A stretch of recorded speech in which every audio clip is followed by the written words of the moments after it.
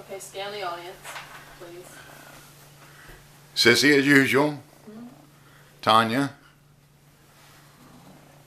Everybody poke your head up. There's John and Lloyd, or Lonnie. And there's Chris. Okay. Okay.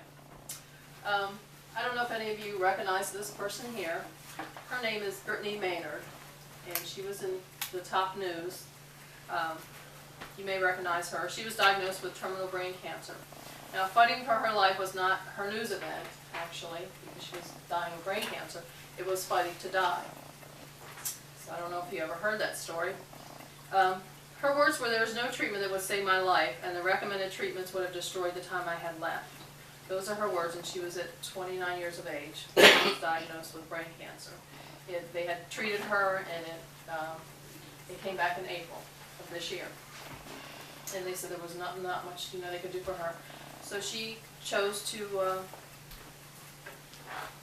take it in her own hands and handle her death herself. She didn't want to go through any more treatments where she wouldn't be thinking, and if you know anybody that's been through brain cancer and passed away from it, it's a horrible death, and she didn't want to put her family through that. She didn't want to go through that. And as you know, there are laws against the right to die in most states. You can read her story. She actually wrote a story. It's on CNN.com.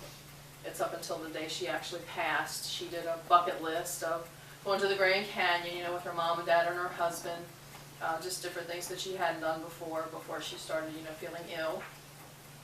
And she had to spend a lot of that time, instead of enjoying life, rearranging her residency for her right to die. Oregon is a state that allows you the right to die, so you have to take time in order to get yourself as a resident, recognized as a resident there.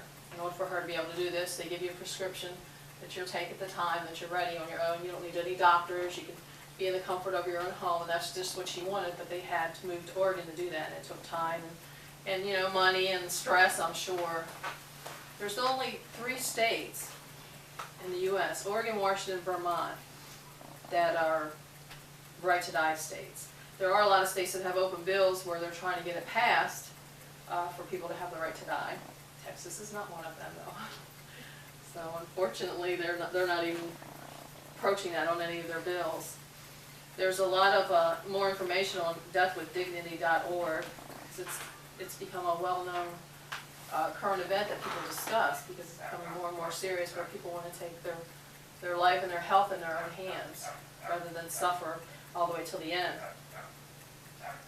And I think to die is a personal and private decision. I don't think any government or even any people have a right to say to someone, you don't have that right to die. That's between them and God. No one should have the right to intervene with that, especially when you're talking about death. That's a serious thing. It's not anything you can take back or change. Well, on the Daily Mail .co in the UK, which all the news places on the internet picked her story up. It was a major issue, because she just passed away in November, so it wasn't that long ago.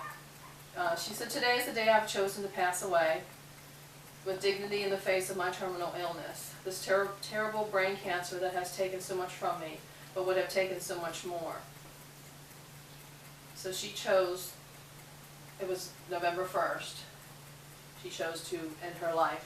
And she passed away in the arms of her husband, surrounded by her friends and family, in her home in Portland, Oregon, after the battle she would not have had to go through to die with dignity and peace. And they mainly made this a story. She wanted it out there because she had to go through so much and waste so much of her time, which was valuable to her more than any of us could think of, just setting up to where she could have the right to die the way she wanted to.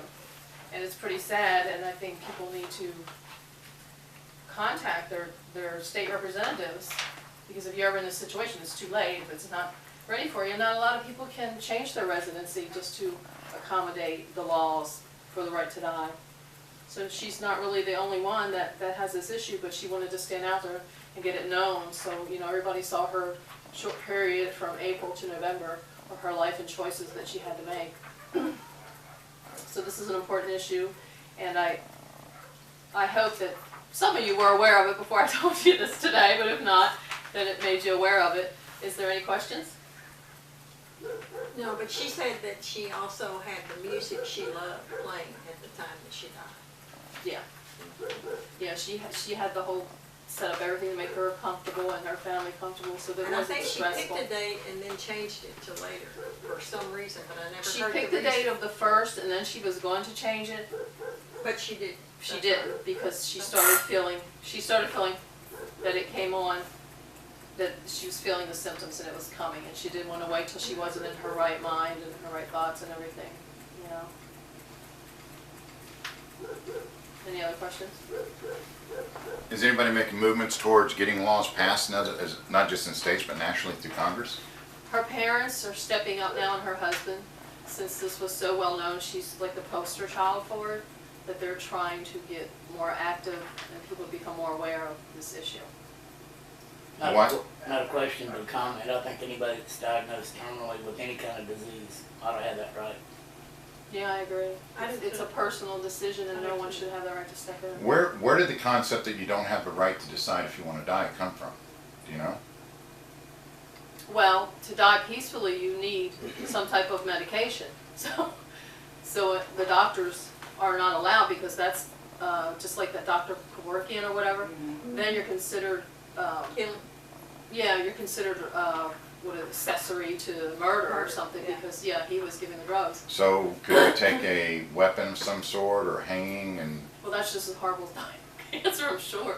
This is a No, more, it's actually 1 second and it's done. this is just a more peaceful way that people like to do it Okay. with drugs. Is that it? Okay, thank you. Good job. Very good.